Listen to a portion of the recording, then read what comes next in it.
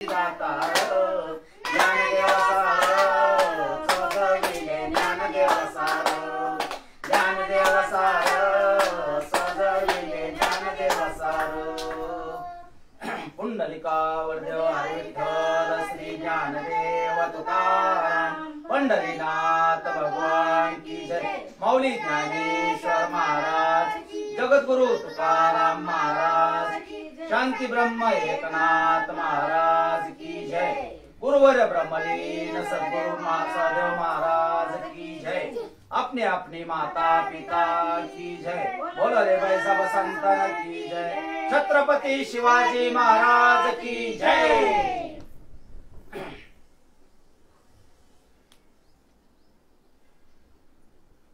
महायोग पीठे तटे भीमरथ्यम वरम पुंडरीकाय दातु मुनीन्द्रे समागत्य तिष्ठन्तमानंद कंदम परब्रह्मलिंगम भजे पांडुरंगम। पांडुरंगा करू प्रथम नमन दुसरे चरण संताचिया त्यांच्या कृपादाने करथेचा विस्तारू बाबाजी सद्गुरु दास तुका।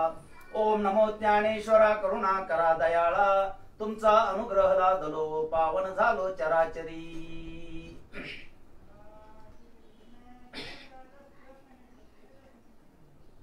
कैलास राणा शिवचंद्र मोळी फणींद्र माता मुकुटी झळाळी कारुण्य सिंधू दुःख हारी तुझ विण शंभो मज कोण तारी। ज्या ज्या ठिकाणी मन जाय माझे त्या त्या ठिकाणी निज रूप तुझे मी ठेवितो मस्तक ज्या ठिकाणी तिथे सद्गुरु तुझे पाय दोन्ही। सदा सर्वदा योग तुझा घडावा तुझे कारणी देह माझा पडावा।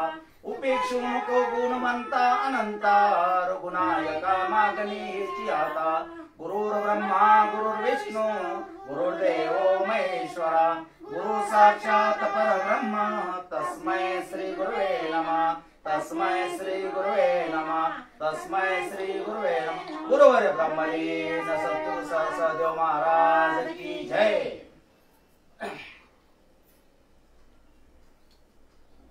प्रस्तुत प्राप्त प्रसंगी प्राप्त स्थळी ऑनलाइन माध्यमातून जी लाईव्ह प्रवचन सेवा चालू झालेली आहे त्या प्रवचनासाठी निवडण्यात आलेला हा अभंग आळंदीचे विश्व माऊली ज्यांनी वारकरी संप्रदायाचा पाया रचलेला आहे असे ज्ञानी याचे शिरोमणी कैवल्याचा पुतळा असे असणारे श्री विश्व माऊली संत ज्ञानेश्वर महाराज यांचा 3 चरणाचा अभंग असून या अभंगामध्ये वारकरी संप्रदायाचा मूळ शोधण्याचा प्रयत्न केलेला आहे आणि तो सर्वापुढे मांडलेला आहे। अभंग जरी लहान असला तरी त्यात गहन अर्थ दडलेला आहे। तो कसा अभंग सर्वांच्या परिचिताचा आहे कारण तो गुरु परंपरेत आपण रोज हरिपाठाच्या वेळेस म्हणतो म्हणून हा 3 चरणाचा सोपा असा अभंग सर्वांना समजेल असा प्रवचनासाठी निवडण्यात आलेला आहे।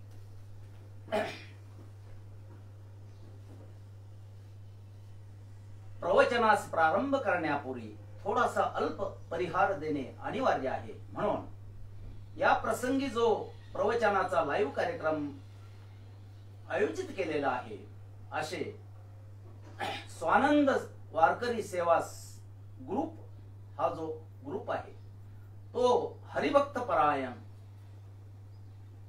बाळकृष्ण महाराज मोगल थोर सुप्रसिद्ध कीर्तनकार आणि भागवताचार्य यांनी मोठ्या महत्प्रयत्नाने हा ग्रुप सगळ्या जनतेच्या पुढे त्यांना प्रबोधन व्हावे म्हणून फेसबुकवर लाईव्ह प्रवचन सेवा सुरू केलेली आहे। त्याबद्दल मी त्यांना खूप खूप धन्यवाद देतो आणि त्यांचे आभार मानतो। तसेच प्रथम पांडुरंगाच्या चरणी वंदन करतो। सर्व संत वृंद ज्ञानेश्वर माऊली पासून तुकाराम महाराज निळोबाराय सर्व संत वृंदाचे चरणी माझे वंदन। तसेच माझे गुरु ब्रह्मलीन सदेव महाराज आशेगावकर यांचे मी प्रथम हे मानतो कारण त्या गुरु कृपेमुळेच मला हे जे बोलता येऊ लागलं ते फक्त केवळ माझी गुरु कृपा। त्याबरोबर माझे मोठे बंधू हरिभक्त परायण बाळकृष्ण महाराज संत एका जनार्दनी सेवाश्रमचे उपाध्यक्ष व दिंडी चालक हे माझे मोठे बंधू बाळकृष्ण लोंढे महाराज हे आहेत आणि त्यांच्या प्रेरणेने व त्यांच्या पाठिंब्यामुळे मला हे सहज शक्य झालं, म्हणून मी त्यांचे सुद्धा आभार मानतो आणि आपल्या सर्व श्रोत्यांच्या चरणी वंदन करून मी सेवेला प्रारंभ करतो.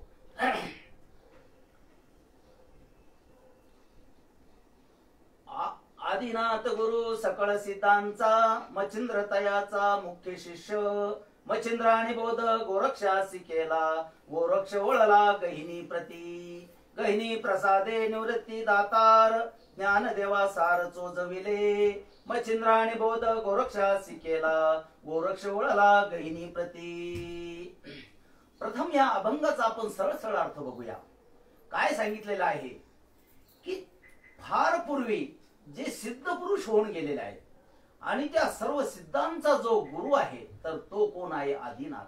आदिनाथ म्हणजेच शंकर भगवान आणि शंकर भगवान त्या सिद्धांचा गुरु असून सर्व सिद्धांमध्ये जो मुख्य शिष्य जो आहे तो आहे मच्छिंद्रनाथ. म्हणून मच्छिंद्रनाथ भगवान शंकराचा पहिला शिष्य आणि मुख्य शिष्य जो असेल तो कोण आहे? मच्छिंद्रनाथ आहे. पुढे मच्छिंद्रनाथाने आपले गुरु आपले शिष्य गोरक्षनाथ यांना अनुग्रह देऊन त्यांना बलवान केले आणि त्यांना सर्व शंकर भगवंताकडून जी विद्या प्राप्त झाली, ते ज्ञान प्राप्त झालं, ते आपले शिष्य गोरक्षनाथाला सांगितले. पुढे चालून ही गुरु मालिका पुढे चालत राहिली. गोरक्षनाथाने पुढे आपले शिष्य गहिनीनाथ यांना बोध केला आणि त्यांना पूर्व ज्ञान पूर्वी गुरुपासून आलेलं ज्ञान पुढे त्यांनी सांगितलं आणि त्यानंतर गहिनीनाथांनी बऱ्याच कालावधीनंतर जे निवृत्तीनाथ जे आळंदीला श्री क्षेत्र आळंदीला उदयाला आलेले होते तर त्या निवृत्तीनाथाला निवृत्तीदाताला जो हे दिला प्रसाद दिला अशा प्रकारे आणि त्यानंतर निवृत्तीनाथांनी आपले धाकटे बंधू ज्ञानेश्वर माऊली यांना बोध केला. अशा प्रकारे ही मालिका जी गुरु मालिकेचं आहे ज्ञान कुठून आलं कुठपर्यंत आलं हे सांगणारा हा असा अभंग असून या अभंगाचा सरळ अर्थ आपणास प्रतिपादित केला आहे. आता पुढे आपण जाऊया, त्याचं सविस्तर चिंतन आपण बघूया.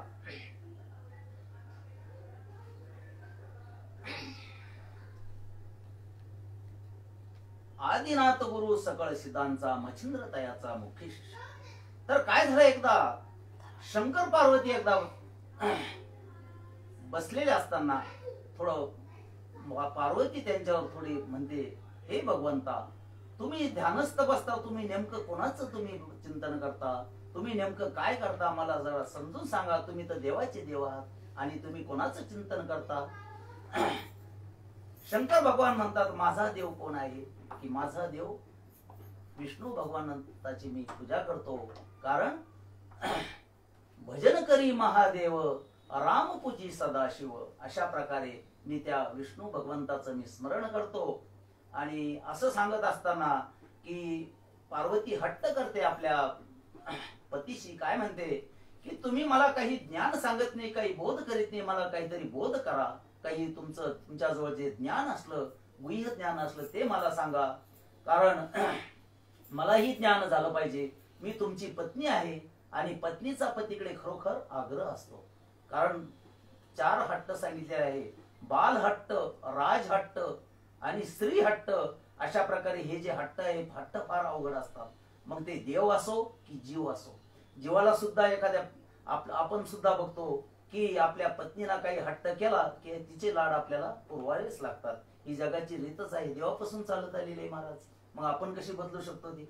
म्हणून अशा प्रकारे शंकर भगवान तयार झाले आणि सांगितलं, पार्वती तू तयार होय, तुला मी ज्ञानाची प्राप्ती करून देतो, गुह्य ज्ञान तुला मी सांगतो आता, परंतु तो इथं सांगता येणार नाही. आपल्याला त्यासाठी एखाद्या एकांत वनामध्ये जावं लागेल जिथे कोणीही असणार नाही, कारण हे ज्ञान असं आहे की कोणी हे ज्ञान ऐकलं नाही पाहिजे. म्हणून ते आनंद वनामध्ये गेले आणि तिथं त्यांनी पार्वतीला बोध सांगण्यास सुरुवात केली. बोध सांगत असताना नेमकं काय झालं की तिथं यमुनेच्या काठावर जेव्हा ब्रह्मदेवाने पार्वतीला बघितलं होतं, त्यांचं वीर्य त्या पाण्यामध्ये पडलेलं होतं आणि नेमकंच ते वीर्य जे आहे एका मासुळीने ग्रहण केलं होतं आणि त्याच वेळेस कवी नारायणाने त्या मासोळीच्या पोटी अवतार घेतला होता. तर नेमकं काय झालं की त्याच्याच बाजूना आनंदवनामध्ये हे शंकर भगवान पार्वतीला गुह्य ज्ञान सांगत असताना काय झालं की नेमकं पार्वतीला झोप लागली. बघा, ही झोप फार विचित्र आहे. झोप कुठं कीर्तनात येते, भजनात येते, कथेत येते. ही झोप फार अवघड आहे. कारण पार्वतीला झोप लागली आणि शंकर भगवंत सांगू लागले कथा. परंतु त्यांना कथा सांगत असताना आवाज येऊ लागला की हू हू करण्याचा, ऐकण्याचा आवाज येऊ लागला. मग हे त्यांच्या लक्षात आलं पार्वती माताला तर झोप लागली, मग हे कोण ऐकतं. मग त्यांनी ज्ञान सांगितल्याबरोबर त्यांनी लक्षात घेतलं की मग तिथून जे मासोळीच्या पोटी जे कवी नारायण जे अवतार घेतला होता मच्छिंद्र भगवान, तेच मच्छिंद्रनाथ. तर मच्छिंद्रनाथ ते गुह्य ज्ञान गर्भामध्ये ऐकत होते. महाराज बघा काय झालं.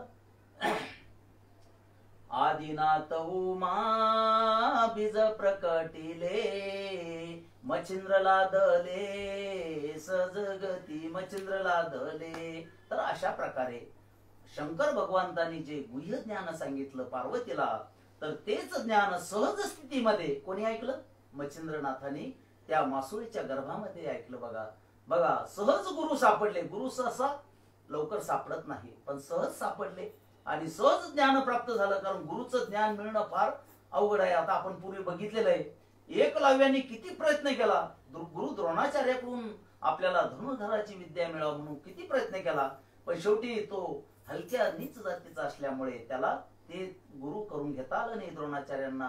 म्हणून त्यांनी चिखलाचा पुतळा करून गुरु द्रोणाचार्याला तिथं मानलं आणि त्यांच्या त्या पुतळ्यामार्फत शिक्षा घेऊन धनुर्धराची विद्या हस्तगत केली होती. हे आपल्याला ज्ञात आहे. म्हणून सहजासहजी गुरु मिळणं फार अवघड आहे, पण मच्छिंद्रनाथाला सहज हे ज्ञान प्राप्त झालं. अशा प्रकारे प्रथम चरणामधला जो अर्थ आहे काय की आदिनाथ गुरु सकळ सिद्धांचा मच्छिंद्र तयाचा मुख्य शिष्य.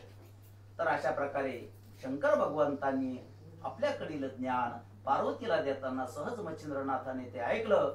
आता मच्छिंद्रनाथांनी ते ऐकल्याबरोबर त्यांना ज्ञान प्राप्त झालं आणि त्यांनी परत पुन्हा पुढे दत्तात्रयाची आराधना करून अनेक विद्या हस्तगत केल्या आणि ते बलवान सामर्थ्यवान योगी बनले, महान. आणि मग ते पुढे भारतामध्ये आपल्या धर्माचा प्रचार करीत असताना पुढे काय झालं बघा. एका गावामध्ये एक अशी हकीकत घडली. काय घडली की भिक्षा मागत असताना एक माई त्यांना दिसली आणि त्या माईला ते म्हणतात, बाई तू एवढी दुःखी का दिसते, काय कारण आहे तुझं? तर तिनं सांगितलं, महाराज खूप दिवस झाले माझं लग्न होऊन पण मला संतती नाहीये. तर ठीक आहे म्हणले, मी तुला प्रसाद देतो. मग त्यांनी आपल्या झोळीतून भस्म दिलं तिला आणि सांगितलं की हे माई तुला यापासून पुत्राची प्राप्ती होईल. अशा प्रकारे ती आनंदित झाली. परंतु काय झालं की मच्छिंद्रनाथ तिथून निघून गेले, दुसऱ्या गावी पुढे निघून गेले. आणि काय झालं की त्या माईकडे तिची शेजारी आली आणि काय म्हणते, अगं बाई, तिनं सांगितलं त्या माईना की मला आपल्या मच्छिंद्रनाथ बाबांनी मला भस्म दिलेला आहे आणि त्याच्यापासून मुलगा होईन असा मला वर दिलेला आहे, काय करू मी? शेजारी म्हणती, अगं वेडी झाली का काय तू? वेडी झाली? अगं भस्म देऊन कुठं, भस्म खाऊन कुठं मुलं होतात का? तुला काहीतरी ते विद्येने तुला काहीतरी बनवून, काही पुत्र बनवतील, नाही तर काही बनवतील, प्राणी बनवून तुला घेऊन जातील, पळून नेतील. तू भस्म खाऊ नको असं तिनं. कारण शेजारने बाया खूप कठीण असतात बरं फार, यांच्यापासून सावध राहिलं पाहिजे. म्हणून अशा प्रकारे तिचा एकदम हे झाला, विश्वास बसला तिच्यावर, खरंच बाई मी काही आता भस्म खाणार नाही. म्हणून तिनं काय केलं, तो जो भस्म घेतला होता तो उकिरड्यामध्ये टाकून दिला. पुढे चालून 1 वर्षानंतर मच्छिंद्रनाथ पुन्हा त्या गावामध्ये आले आणि त्यांना असं वाटलं की 1 वर्षापूर्वी आपण त्या माईला भस्म दिलं होतं आणि त्याच्यापासून तिला मुलगा झाला असेल, जाऊ आपण भेट घेऊ. म्हणून ते तिच्या द्वारी आले आणि विचारतात, हे माई कुठे तुझा मुलगा, दाखव मुलगा, असं म्हणताच ती बाई घाबरली आणि मच्छिंद्रनाथाला पाहून एकदम घाबरली आणि तिला वाटलं आता महाराज मला काही शाप देतात की काय. तिनं सांगितलं महाराज माझ्याकडून चूक झाली. म्हणे काय झालं? मी तो तुम्ही दिलेला प्रसाद भस्म हा खाल्लाच नाही. मच्छिंद्रनाथ म्हणले ठीक आहे, पण तो भस्म कुठे ठेवलेला आहे तो तरी दाखव. तिने सांगितलं महाराज मी त्या उकिरड्यामध्ये टाकून दिला होता.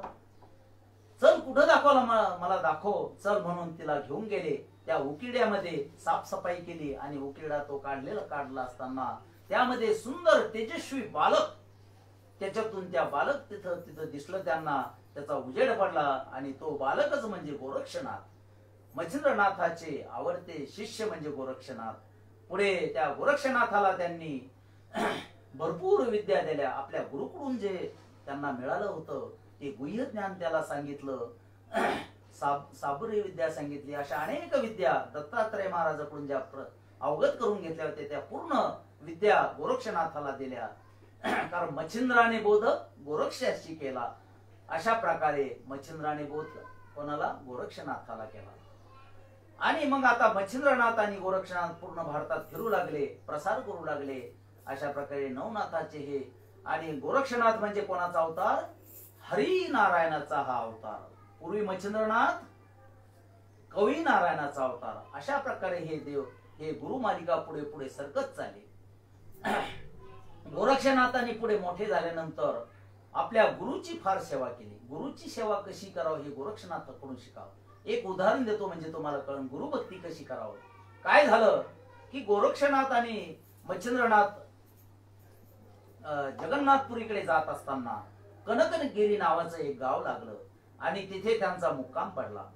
तिथं गेल्यानंतर काय झालं की एका ठिकाणी पितराचं भोजन चालू होतं आणि गोरक्षनाथ भिक्षा मागण्यासाठी फिरत होते. फिरत असताना त्या माईने ताट भरून त्या गोरक्षनाथाला दिलं. त्याच्यामध्ये बरंच पक्वान्न होते कारण पितराचंच भोजन होतं ते. आणि ते घेऊन गोरक्षनाथ आपल्या गुरुकडे गेले. गुरुला ते भोजन खाऊ घातलं, आनंद झाला.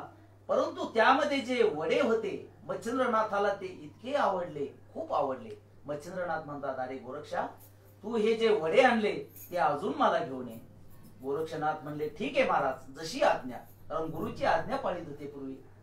तर निघाला गोरक्षनाथ आणि त्या माईकडे आला.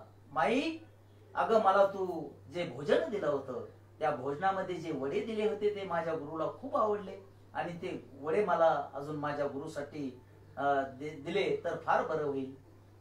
त्या माईला वाटलं याला मी ताट भरून आत्ताच दिलं आणि हा पुन्हा आला.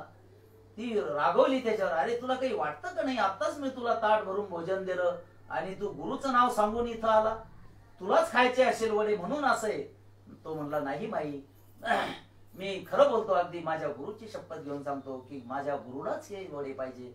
नाही नाही नाही तू काहीतरी खोटं बोलतो म्हणे, तुलाच खायचे असेल अशी ती हे करून त्याच्यावर हलकच रागावली आणि सहज तिना उच्चार काढले. काय काढले? आणि गोरक्षनाथ तिला म्हणतात माई तू हवं ते माग पण माझ्या गुरुला तेवढे 2-4 वडे दे. आता तिनं वाटलं हवे ते माग म्हणलं याची आपण परीक्षा घेऊ. ते तिला वाटलं असं वाटलं मागून तर पाहू. सहज तिनं काय म्हटली ठीक आहे तू हवं ते देतो ना? म्हणले हो दे मग तुझा एक डोळा काढून दे मला. क्षणाचाही विलंब न लावताना गोरक्षनाथाने महाराज बोट घातला आणि आपल्या डोळ्यातून बुबुळ काढला आणि तिच्या हातावर ठेवला. डोळा रक्तबंबाळ झाला, रक्त चाललं.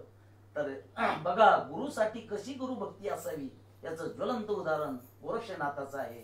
आणि तो डोळा तिच्या हातात दिल्यावरती घाबरली. महाराज मी सहज बोलले, माझी चूक झाली, मी तुम्हाला वडे देते, हे डोळा घेऊन जा आणि तुम्ही आता तुमच्या गुरुला हे वडे द्या. म्हणून ती घाबरली आणि मला माफ करा, मला काही शाप देऊ नका असं म्हणून गोरक्षनाथाने आपल्या डोळ्याला पट्टी बांधली आणि ते वडे घेतले आणि मच्छिंद्रनाथाकडे गेले, आपल्या गुरुकडे गेले आणि सांगितलं महाराज गुरुदेव हे भोजन करून घ्या, तुमच्यासाठी मी वडे आणलेले आहे.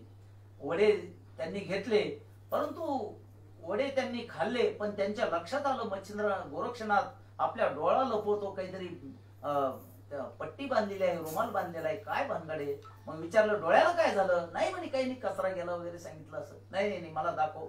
मग त्यांनी डोळा ती पट्टी काढून बघितली, तो मधलं बुबुळ गायब होतं. हा अरे हा काय झालं? सर्व वृत्तांत गोरक्षनाथाने आपल्या गुरुला सांगितलं. मच्छिंद्रनाथ म्हणले वा शिष्य असावं तर असावा, काय गुरुभक्ती, काय कारण काही भगवंतासाठी गुरुसाठी काही देण्याची तयारी, प्राण देण्याची तयारी इतकी शिष्याची असते, तोच गुरु शिष्य श्रेष्ठ असतो. तर अशा प्रकारे गुरुदेव प्रसन्न झाले आणि आपल्या योगाच्या बळाने त्याचं जे बुबुळ होतं ते बसवलं आणि योगाच्या बळाने त्याचा डोळा पूर्ववत केला. असं हे गुरुचं सामर्थ्य आणि हे शिष्याचं सामर्थ्य, दोन्हीही एकापेक्षा एक श्रेष्ठ होते. अशा प्रकारे त्यांचं भारत भ्रमण चालू होतं, तीर्थयात्रा चालू होत्या आणि सर्वांना प्रबोधनाचं काम ते दोघेही करीत होते. एके दिवस काय झालं की त्या कनकगिरीलाच काय झालं की एक घटना घडली. काय घडली की काही मुलं मातीच्या चिखलाचे गाडी तयार करीत होते आणि गाडी तयार करीत असताना त्या गाडीवर बसण्यासाठी जो गाडी हकलण्यासाठी जो वाहक लागतो तो मनुष्य त्यांना काही जमाना. मग ते गोरक्षनाथाकडे आले आणि विनवणी करू लागले की हे महाराज, आम्हाला थोडा पुतळा तयार करून द्या. आम्हाला त्या गाडीवर, बैलगाडी आम्ही जी चिखलाची बनवलेली आहे तिच्यावर आम्हाला वाहक पाहिजे, म्हणून एक मातीचा पुतळा आम्हाला तयार करून द्या. आता गोरक्षनाथ त्यावेळेस नेमकेच काय करीत होते, त्यांचा मंत्र चालू होता. कोणता मंत्र चालू होता? संजीवनी मंत्राचा जप करीत होते. आता त्यांनी ठीक आहे म्हणले, आता मुलाचा आग्रह दिसतो म्हणून त्यांनी चिखल घेतला आणि तो पुतळा त्यांनी बनवला. सुंदर पुतळा तयार केला. परंतु नेमकं काय झालं की संजीवनी मंत्र त्यावेळेस त्यांचा चालू असल्यामुळे त्या ज्या पुतळ्याला जीव आला आणि तिथं करभंजन नारायण यांनी साक्षात अवतार घेतला आणि तोच मुलगा तयार झाला. त्या मुलाचंच नाव म्हणजे गहिनीनाथ. अशा प्रकारे गहिनीनाथाचा जन्म झाला. मुलं घाबरून पळून गेली आणि मग मच्छिंद्रनाथांनी त्यांना समजून सांगितलं गोरक्षाला, अरे तूही काही घाबरू नको, हे जे मुलगा आहे तो म्हणजे गहिनीनाथ, साक्षात करभंजन नारायणाने हा अवतार घेतलेला आहे. आणि पुढे चालून मग त्या गहिनीनाथाला अनुग्रह कोणी दिला? गोरक्षनाथाने दिला. मग गोरक्षनाथाचे शिष्य कोण? गहिनीनाथ. अशा प्रकारे गहिनीनाथ सुद्धा आपल्या गुरुकडून आणि मच्छिंद्रनाथाकडून अनेक विद्या त्यांनी हस्तगत केल्या आणि पूर्ण भारतभर त्यांनी प्रचार आणि प्रसार करीत फिरले, प्रबोधन केलं, तीर्थयात्रा केल्या. आणि गोरक्षनाथांनी आपल्या शिष्याला सांगितलं, आता आमचं अवतार कार्य संपलेलं आहे, आम्ही आता जात आहे. तुम्ही काय करा की तुमच्या समोर एक काही दिवसानंतर, बऱ्याच कालावधीनंतर साक्षात शंकर भगवान येणार आहे आणि त्यांना तुम्ही अनुग्रह केल्यानंतरच तुमचा अवतार संपावा अशी आज्ञा दिली. ठीक आहे म्हटले. मग गुरु आज्ञेनुसार काय झालं की गहिनीनाथाचं कार्य संपलेलं होतं सर्व, तरी पण आपल्या गुरुची आज्ञा म्हणून ते ब्रह्मगिरी पर्वतावर जाऊन तिथं एका गुहेमध्ये ध्यानस्थ बसले आणि वाट बघू लागले आपल्या शिष्याची. कोणाची? निवृत्तीनाथाची वाट बघू लागले की जे साक्षात शंकर भगवंताचा अवतार आहे आणि त्याची प्रतीक्षा करीत त्या ध्यानस्थ करीत बसले. आता कोण निवृत्तीनाथ? निवृत्तीनाथाला आळंदीत बघू आपण आता की आपेगावचे विठ्ठलपंत आणि रुक्मिणी माता हे आळंदीला राहत असताना काय झालं की विठ्ठलपंत आपेगावचे जे सहज यात्रा करीत आळंदीला गेले. आळंदीला त्यांची भेट सिद्धोपंताशी झाली आणि सिद्धोपंतांनी विठ्ठलपंताबरोबर आपली मुलगी रुक्मिणीचा विवाह करून दिला. परंतु त्यांचं परमार्थात मन लागल्यामुळे त्यांचं संसारात मन रमेना आणि त्यामुळे त्यांनी काय केलं की संन्यास घेतला. काशीला गेले, संन्यास घेतला. कालांतराने ते संन्यास घेतलेला तेच गुरु आळंदीला आले आणि आळंदीला आल्यावर सिद्धोपंताची त्यांची भेट, त्या अनुष्ठान करताना रुक्मिणी माताची भेट झाली आणि तिला सांगितलं, काय का बाई तू एवढी दुःखी का आहे? मग तिनं सर्व वृत्तांत सांगितलं आणि त्यांनी सांगितलं की एक शिष्य महाराष्ट्रातून आलेला आहे, चला आपण तिथं जाऊ आणि त्याची खात्री पटवून घेऊया. मग सिद्धोपंत आणि रुक्मिणी काशीला गेले. काशीला गेल्यानंतर बघतो त्यांचे नाव चैतन्य म्हणून त्यांनी नाव बदललं होतं विठ्ठलपंतांनी. चैतन्य म्हणून त्यांनी संन्यास ग्रहण केलेला होता. मग गुरुनी आज्ञा दिली आणि त्यांनी सांगितलं, जा आता तू गृहस्थ आश्रम स्वीकार, असं म्हणून विठ्ठलपंत आळंदीला आले. परंतु तिथले जे आळंदीचे जे ब्रह्मवृंद होते त्यांनी त्यांचा छळ केला, त्यांना बहिष्कृत केलं, वाळीत टाकलं आणि सांगितलं की तुम्ही एकदा संन्यास घेतल्यानंतर गृहस्थ आश्रम तुम्हाला स्वीकारता येणार नाही, हे कुठल्याही शास्त्रात नाही. म्हणून सर्वांनी त्यांना काय केलं, देहांत प्रायश्चित्ताची शिक्षा दिली. आणि देहांत प्रायश्चित्ताची शिक्षा दिल्यानंतर आता त्यांना तिथं त्या काळामध्ये त्यांना 4 मुलं झाली. पहिला मुलगा निवृत्तीनाथ, दुसरा ज्ञानेश्वर, तिसरा सोपान आणि चौथा मुक्ताबाई. जनाबाईने यांचं फार सुंदर वर्णन केलेलं आहे. सदाशिवाचा अवतार स्वामी माझा,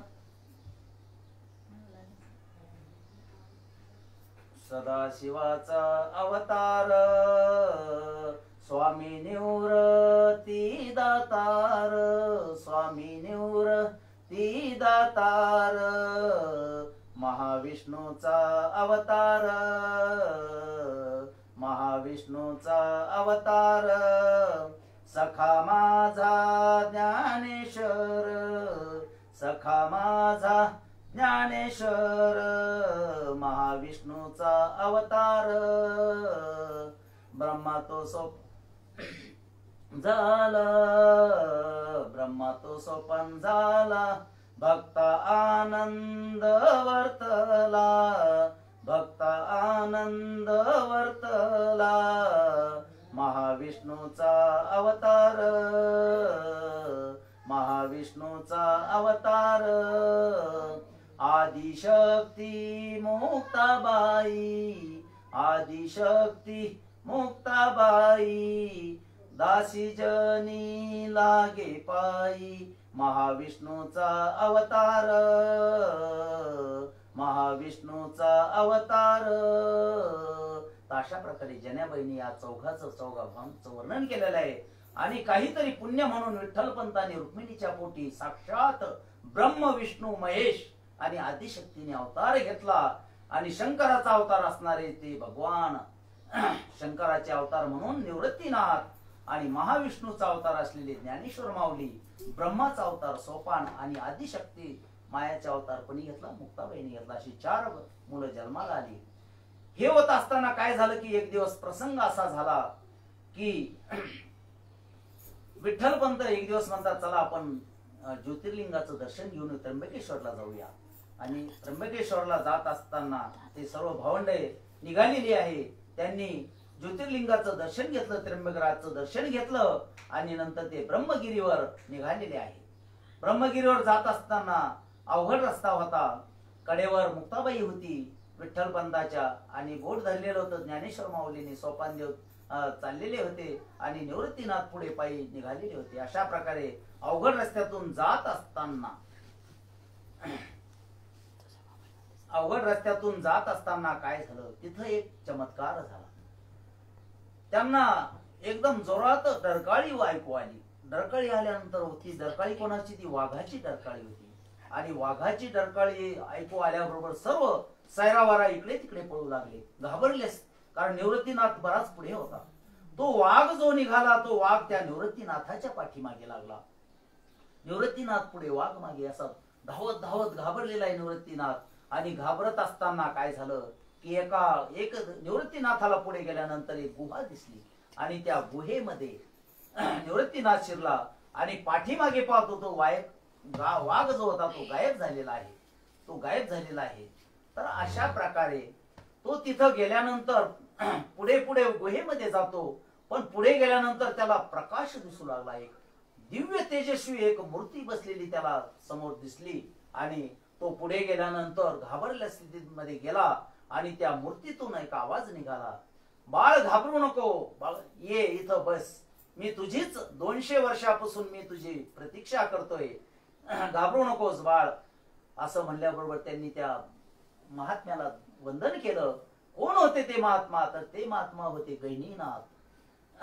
तर त्यांनी सांगितलं, मग निवृत्तीनाथाला तिथं पूर्ण उपदेश केला. कारण गुरुची आज्ञा होती, गोरक्षनाथाची आज्ञा होती की तू सर्व ज्ञान कोणाला दे, तुझ्या शिष्याला दे, निवृत्तीनाथाला दे, जो शंकराचा अवतार आहे. अशा प्रकारे पूर्ण दिव्य ज्ञान त्यांना प्राप्त झालं. आणि त्यानंतर ते आपल्या सोपदी निघून गेले गहिनीनाथ. अशा प्रकारे गहिनी प्रसादे निवृत्ती दातार. गहिनीनाथांनी प्रसाद कोणाला दिला, निवृत्तीनाथाला. प्रसाद म्हणजे जो बोध केला, जो बोध रूपी प्रसाद गहिनीनाथांनी निवृत्तीनाथाला दिला। तर अशा प्रकारे पुढे आल्यानंतर निवृत्तीनाथाने पुढे हा जो आळंदीचा समाज होता त्यांनी सांगितलं, त्यांना विनंती केली की आम्हाला काही कसं करून आमच्या मुलाची मुंज व्हावं यासाठी आम्ही काय केलं पाहिजे। मग तिथले धर्म मार्तंडांनी सांगितलं की याच्यावर एकच उपाय आहे, देहांत प्रायश्चित घेणं। विठ्ठलपंत कुलकर्णींनी शेवटी आपल्या मुलाचं भवितव्य चांगलं व्हावं, त्यांना समाजाने स्वीकारावं म्हणून स्वतः दोघांनी इंद्रायणी मध्ये जलसमाधी घेतली। पुढे त्यानंतर निवृत्तीनाथ मोठे होते। निवृत्तीनाथाने आपल्या तिन्ही भावंडाला सांभाळलं आणि कारण तेच आता त्यांचे आई वडील होते। मुक्ताई छोटी होती, सोपान लहान होते, ज्ञानेश्वर माऊली लहानच होते। त्या तिघांचा त्यांनी सांभाळ केला, त्यांना अनुग्रह दिला। आता बघा, आदिनाथ शंकरापासून जो निवृत्तीनाथापर्यंत जो प्रवास आहे तो कसा आहे? गैनीनाथापर्यंत एक गुरु आणि एक शिष्य त्यावेळेस प्रथा प्रचलित होती, पण निवृत्तीनाथानंतर काय झालं की एक गुरु अनेक शिष्य तेव्हापासून सुरुवात झाली। आणि पुढे चालून मग ज्ञानेश्वर माऊली मोठे झाले आणि ज्ञानेश्वर माऊली फार अगाध ज्ञान त्यांनी माऊली निवृत्तीनाथाकडून प्राप्त करून घेतलं। त्यानंतर आई वडिलांनी प्रायश्चित्त केल्यानंतर काय झालं की तरी पण त्यानंतर तेथील जे ब्रह्मवृंद होते त्यामध्ये विसोबाच्या टेस्तील अनेक जे ब्राह्मण वर्ग होता त्यांनी खूप त्रास दिला। भिक्षा वाढीत नव्हते, भिक्षा वाढलेली खाली टाकीत होते आणि खूप त्रास दिला, खूप छळ केला। इतका छळ कोणीही आपल्यासारखे सहन करू शकणार नाही। आणि अशा स्थितीत त्यांनी सांगितलं की आम्ही काय केलं म्हणजे तुम्ही आमचा स्वीकार करता? मग तिथल्या ब्राह्मणांनी सांगितलं की तुम्ही जा पैठणला, पैठणकडून तुम्ही शुद्धीपत्र घेऊन या। मग ज्ञानेश्वर माऊली आणि सगळे चौघे भावंडे कुठे आले? पैठणला आले। पैठणला आल्यानंतर त्यांनी त्या धर्मगुरू बरोबर चर्चा केली, वा संवाद केला आणि आपलं पूर्ण सांगितलं, परंतु त्यांना काही पटेना आणि त्यांची मग त्या आत्म्यावर संवाद सुरू झाला। आत्माबद्दल ते बोलत होते आणि आत्म्यावर बोलताना सांगितलं की बाजूलाच एक रेडा उभा होता। तिथल्या धर्मगुरूंनी विचारलं, सांग तुझा आत्मा आणि याचा आत्मा एकच आहे का? ज्ञानेश्वर माऊली म्हणले एकच आहे। आणि मग त्या रेड्याला चाबुकाने मारले तर त्या चाबुकाचे जे वळ होते ते ज्ञानेश्वर माऊलीच्या पाठीवर उमटले। बोला, तर हा चमत्कार त्यांनी तिथे केला। त्याप्रमाणे सांगा म्हणे, तुम्हाला जे तुम्ही जे वेद बोलता तेच वेद याला येतील का? येतील म्हणे, बरोबर येतील। ज्ञानेश्वर माऊलीने त्या रेड्याच्या पाठीवर हात ठेवला आणि बोल ज्ञाना बोल, वेद बोल म्हणून वेद बोलायला तो रेडा वेद बोलायला लागला। रेड्या मुखी वेद बोलिला, गर्व द्विजांचा हरविला, शांती रूप प्रगटला ज्ञानोबा माझा, शांती रूप प्रगटला ज्ञानोबा माझा। तर नाथांनी खूप सुंदर वर्णन केलेलं आहे यांचं, माऊलीचं, की रेड्यामुखी वेद बोलिला, गर्व द्विजांचा हरविला आणि शांती रूप प्रगटला ज्ञानोबा माझा। तर असे हे ज्ञानोबा प्रगट झाले आणि त्यांनी तिथून मग त्यांनी शुद्धीपत्र घेतलं आणि शुद्धीपत्र घेतलं। बघा, शुद्धीपत्र घेऊन चौघ भावंड आळंदीच्या दिशेने निघाले आणि एक चमत्कार घडला। बघा, फार चमत्कार महत्वाचा आहे। तो जो रेड्याच्या मुखी वेद बोलून घेतला होता तो रेडा सुद्धा ज्ञानेश्वराच्या पाठीमागे जाऊ लागला। तर रेड्याला सुद्धा कळालं, काय कळालं की संतांच्या मागे जावे। पण या कलियुगात मध्ये असे बरेच रेडे आहेत की त्या रेड्याला अजूनही कळलं नाही की संतांच्या मागे जावं।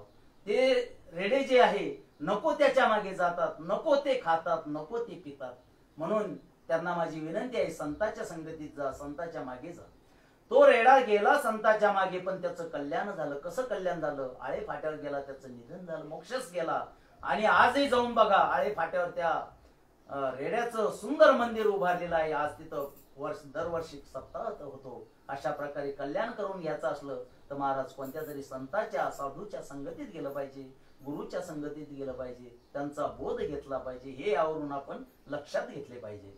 पुढे जात असताना हे चौघ भावंड पुढे जात असताना नेवासा क्षेत्री मुक्काम पडला आणि मुक्काम पडल्यानंतर काय झालं की तिथं एक चमत्कार झाला। काय झालं की तिथं एक सच्चिदानंद बाबा नावाचे ते मृत झाले आणि त्यांची अंतयात्रा निघाली होती। आणि हे एका मंदिरामध्ये चौघे भावंडे बसलेले होते आणि त्या अंतयात्रेतून एक स्त्री आली आणि तिने ज्ञानेश्वर माऊलीचं दर्शन घेतलं.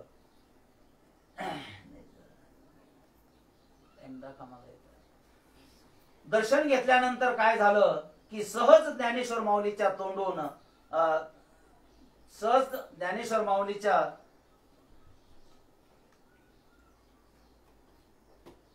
तोंडून उद्गार पडले. काय? अखंड सौभाग्यवती भाऊ असा त्यांच्या तोंडातून आशीर्वाद बाहेर पडला. आता ती खिन्न झाली ती बाई. आता ज्ञानेश्वर माऊलीला वाटलं ही का बरं दुःखी झाली, मी एवढा तिला वर दिला, ही का बरं दुःखी झाली. त्याने विचारलं काय झालं बाई. तिनं सांगितलं महाराज ही जी अंत्ययात्रा झाली ही माझ्या पतीची आहे आणि मी थोड्याच वेळानं त्यांच्या बरोबर सती जात आहे, म्हणून मला असं वाटतं की हा जो तुम्ही वर दिला ह्या जन्मातला आहे की पुढच्या जन्मातला आहे हे मला सांगा. अगं बाई मी तुला जो हा आशीर्वाद दिला ह्याच जन्मातला आहे आणि माझं कधी खोटं होणार नाही. बरोबर आहे, संतांचं जे वचन आहे ते कधी खोटे होत नसतात. म्हणून ज्ञानेश्वर माऊली उठले. चल दाखव तुझे कुठे बाबाचं प्रेत दाखव मला. म्हणून ते उठले आणि त्या अंतयात्रेमध्ये गेले आणि त्यांनी प्रेत बघून लगेच हाका मारली. उठा सच्चिदानंद बाबा उठा, आपल्याला पुढे फार मोठं कार्य करायचं आहे. असे म्हणतात जसे झोपेतून उठावं तसे सच्चिदानंद बाबा उठून बसले आणि सगळ्यांना आनंद झाला. अशा प्रकारे सच्चिदानंद बाबा उठल्यावर त्यांना सांगितलं की आता तुम्ही तुमचं घरचं कार्य करायचं नाही, आता घरचं सोडून द्यायचं. तुम्ही आता काय करायचं मी सांगतो ते करायचं. काय करायचं की आता मी तुम्हाला अभंग सांगतो आणि तुम्ही ते लिहून काढायचं. मग तिथं नेवाश्वर क्षेत्री काय केलं की ज्ञानेश्वर माऊलीने ज्ञानेश्वरी मराठी प्राकृत भाषेमध्ये सांगितली आणि ती कोणी लिहिली? सच्चिदानंद बाबांना लिहून काढली. कधी काढली? 1212 मध्ये ती लिहून पूर्ण केली. आता ही ज्ञानेश्वरी लिहिली म्हणजे ज्ञानेश्वरी नेमकं काय आहे तर ज्ञानेश्वरी म्हणजे महाभारतात ज्यावेळेस अर्जुनाला मोह झाला होता की हे आपलेच कोणी आजोबा आहेत, कोणी भाऊ आहेत, कोणी गुरु आहेत आणि यांच्याशी मी युद्ध कसा करू असा जो मोह निर्माण झाला होता त्याचा मोह जाव म्हणून अर्जुनाच्या निमित्ताने जी गीता भगवंतांनी कुरुक्षेत्रावर सांगितली, त्या कुरुक्षेत्रावर जी गीता सांगितली ती पण ती संस्कृत भाषेमध्ये असल्यामुळे आपल्यासारख्या सर्वसामान्याला ती कळत नव्हती.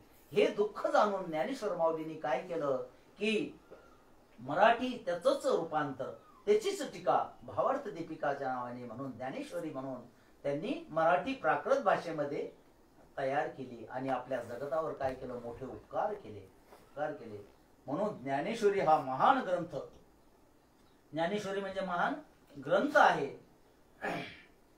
तर पुढे त्यानंतर काय झालं की पुढे गेल्यानंतर वाटेमध्ये त्यांना पुंदांब्यामध्ये एक गाव लागलं आणि तिथं एक योगी राहत होते. त्यांचं नाव होतं चांगदेव महाराज. तर चांगदेव महाराजाचं काय झालं की त्यांना गर्व झाला होता की मी मोठा योगी आहे. परंतु ते समाधीत गेल्यानंतर काय झालं की तिथं हे गेले आणि गेल्यानंतर त्यांचं असं होतं की समाधीतून ज्यावेळेस ते जागृत होत त्यावेळेस अनेक प्रेत लोक तिथं आणून टाकीत होते आणि ते त्यांना जिवंत करीत होते. परंतु हे ज्ञानेश्वर माऊली आणि हे गेले मुक्ताबाई आणि यांनी काय केलं की तिथं जे प्रेत आणून टाकलेले होते, मुक्ताईनं काय केलं एक हाड घेतलं आणि हाड त्या याच्यावरून फिरवलं. तिथले माणसं सगळे जिवंत झाली आणि ते कुत्र सुद्धा त्या हाड फेकलं तर ते कुत्र म्हणून जिवंत होऊन पळलं. आणि हे नंतर मग जागृत झाल्यावर त्या यांना कळलं चांगदेवाला की हे कोणी केलं. आज मी उठल्यावर एकही प्रेत तिथं शिल्लक नाही. मग त्या गावातल्या लोकांनी वृत्तांत सांगितला की आळंदीचे ज्ञानेश्वर माऊली येऊन त्यांनी हा असं हे केलेलं आहे. म्हणून त्यांनी मग त्यांना पत्र लिहायचं ठरवलं. पण पत्र काय लिहावं असं त्यांना सुचना. कारण नमस्कार लिहावं, तीर्थरूप लिहावं तर ज्ञानेश्वर माझ्यापेक्षा कसे आहे, मोठे लहान आहे. आणि चिरंजीव लिहा तर ज्ञानानं हे खूप मोठे दिसतात. मग काय लिहावं म्हणून कोरच पाठवून दिलं पत्र. मग पत्र मिळाल्यावर मुक्ताबाई म्हणती सांग्या कोराना कोराच राहिला. अशा प्रकारे आणि मग ज्ञानेश्वर माऊलींनी 65 अभंगाचं चांगदेव 65 नावाचं एक पत्र लिहिलं आणि ते पत्र कोणाला पाठवलं? चांगदेव महाराजाला पाठवलं. म्हणजे योग्याला उपदेश करण्यासाठी चांगदेव 65 हा ग्रंथ ज्ञानेश्वरांनी तयार केला आणि त्याच्यात बोध केला त्यांना.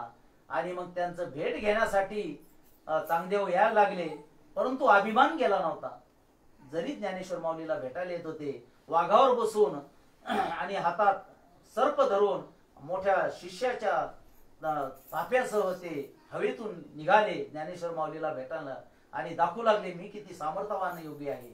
मग ज्ञानेश्वर माऊली आणि एका भिंतीवर बसलेले होते आणि त्यांना अंतर्ज्ञानातून कळलं की चांगदेव येत आहे आपल्या भेटीला, त्यांचा अभिमान घालवावा म्हणून त्यांनी काय केलं की या भिंतीला आज्ञा दिली, चल बाई भिंती, आपल्याला आता जायचंय, स्वागत करण्यासाठी जायचं, चांगदेव महाराज येत आहे. म्हणून ते भिंत चालायला लागली ते आळंदीतून आणि ते भिंतीवर चालताना बघितलं आणि चांगदेवाचा गर्व भरून पडला. आणि मग तिनं मुक्ताईचे पाय धरले आणि मुक्ताईनं मग काय केलं की त्यांना उपदेश केला. बघा 1400 वर्षाचे चांगदेव पण या चिमुरडी मुक्ताबाईचे त्यांनी काय केलं अनुग्रह घेतला. आणि आज ते म्हणतात मी आजच जन्म झाला, मी माझं आतापर्यंत सगळं फोल ठरलं.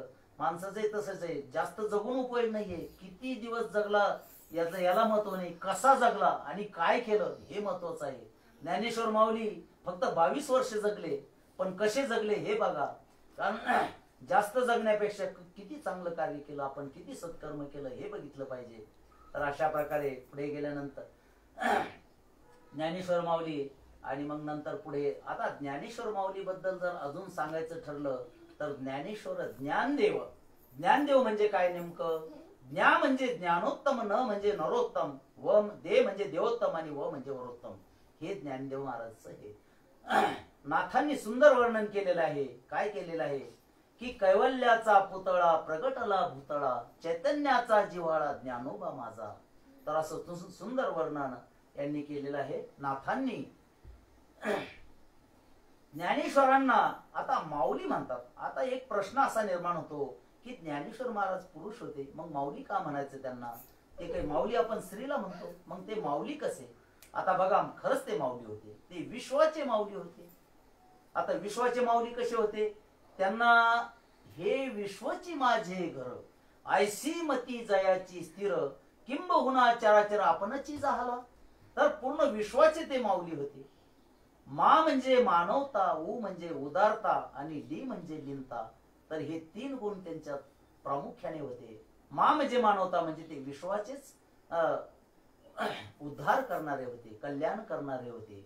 म्हणून त्यांनी ज्ञानेश्वरी सारखा महान ग्रंथ सगळ्यांना कळाव मराठी प्राकृत भाषेमध्ये तयार करून दिला. योग्यासाठी चांगदेव पासेची नावाचा ग्रंथ दिला, सिद्धासाठी अमृत अनुभव हा ग्रंथ दिला. अशा प्रकारे आता माऊली म्हणजे माऊलीला तसं पाहिलं तर 4 लेकरं होते. आता तुम्ही म्हणाल ही लेकरं कुठून झाले माऊलीला? माऊलीचं लग्न झालं नाही, काही नाही, आणि लेकर कसे? अहो लेकरच आहे, हे जगच जेवढे आहे ते सगळं लेकरच आहे त्यांचे. आणि 4 प्रकारचे. पहिलं लेकरू आहे त्यांचं कोणतं? सिद्ध किंवा जीवनमुक्त. आणि दुसरं लेकरू आहे साधक, तिसरं आहे योगी आणि चौथं आहे अनाथ किंवा भक्त. तर अशा प्रकारे हे 4 लेकर ज्ञानेश्वर माऊलीला झाले. आता ह्या लेकरांनी हट्ट केला माऊलीकडं, माऊली आम्हाला काहीतरी द्या. हा कोणता हट्ट? बालहट्ट. तर बालहट्ट ज्ञानेश्वर माऊलींनी सगळ्यांचा पुरविला. सिद्धासाठी जीवनमुक्तासाठी त्यांनी अमृत अनुभव हा ग्रंथ दिला. तर साधकासाठी त्यांनी ज्ञानेश्वरी प्रदान केली आणि योग्यासाठी चांगदेव 65 हा ग्रंथ प्रदान केला. अशा प्रकारे आणि तुम्ही आम्ही जे सर्वसामान्य भक्त आहे, अनाथ आहे, तर अनाथासाठी काय दिलं त्यांनी? हरिपाठ नावाचा सुंदर असा अभंग दिला, ज्यामध्ये हरिमुखे म्हणा पुण्याची गणना कोण करी, असं सुंदर असा उपदेश याच्यातून केलेला आहे. अशा प्रकारे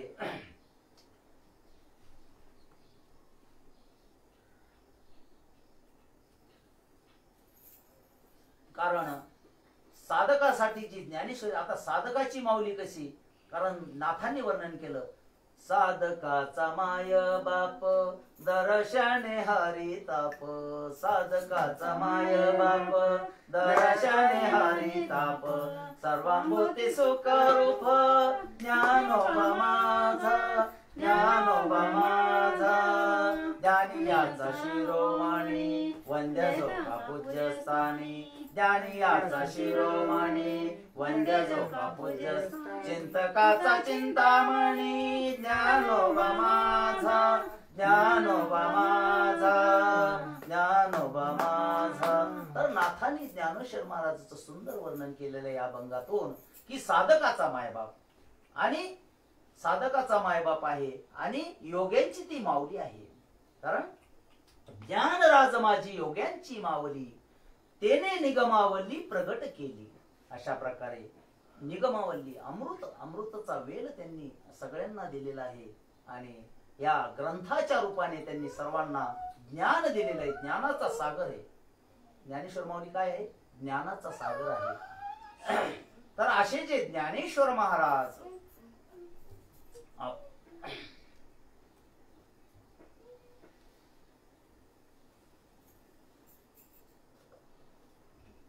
हा अभंग घेण्याचं एकच कारण की आपला जो वारकरी संप्रदाय आहे हा वारकरी संप्रदायाचं मूळ कुठून आलं हे मला ह्या अभंगाद्वारे सांगायचं आहे.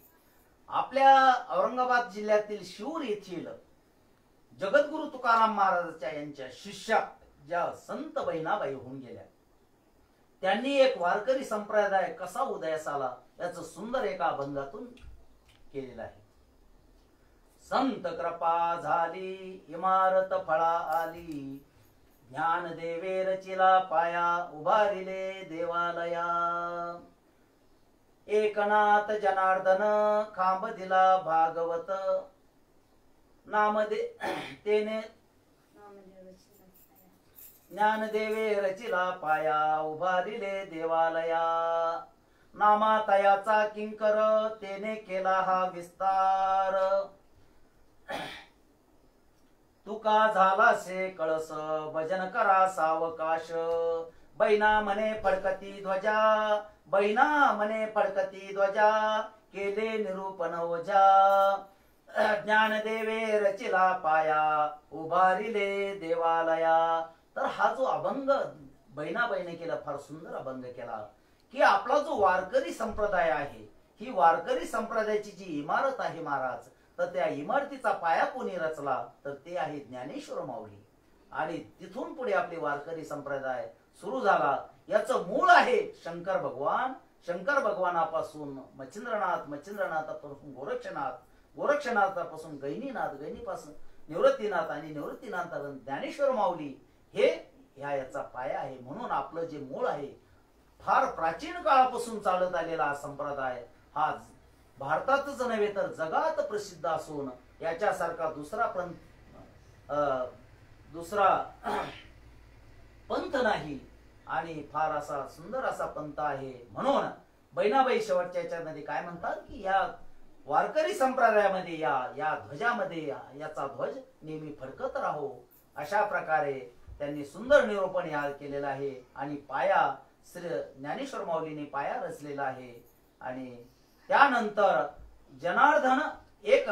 जनार्दन महाराज आपले पैठणचे शांती ब्रह्म एकनाथ महाराज आणि त्यांचे गुरु कुठले देवगिरी दौलताबाद येथील जनार्दन स्वामी हे गुरु यांनी काय केलेलं आहे की या इमारतीला खांब म्हणून भागवत महान याला आधार दिलेला आहे आणि विस्तार केलेला महाराष्ट्रापर्यंत गेले आणि पंजाब प्रसार केला प्रसार केला आणि तेथील शीख धर्मीयांनी त्यांच्या अभंग त्यांच्या गुरु ग्रंथा साहिब या ग्रंथात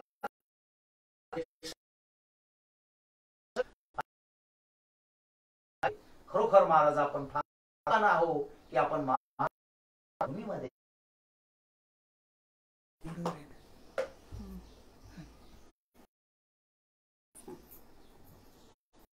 तर नामदेव महाराजांनी ज्या वारकरी संप्रदायाचा विस्तार केला आपल्या महाराष्ट्रातच नव्हे तर पंजाब मध्ये जाऊन त्यांनी विस्तार केला. दरम्यान त्यांचे 61 अभंग त्यांच्या अनेक अशा प्रकारे नामदेव महाराज त्यांनी विस्तार आणि त्यानंतर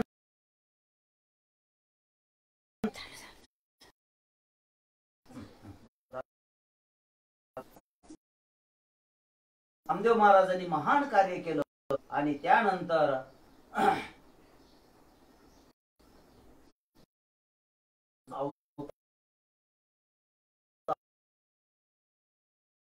काय महाराजाची जी 100 कोटी श्लोक करण्याची जी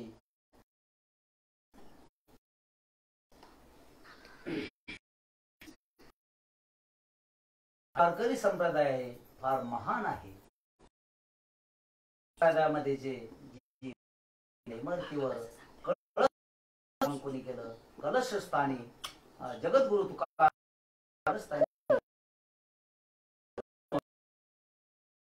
संप्रदायामध्ये या कुणीही या, कारण इथं काही जातीचं हे नाही काही नाही. या रे लहान थोर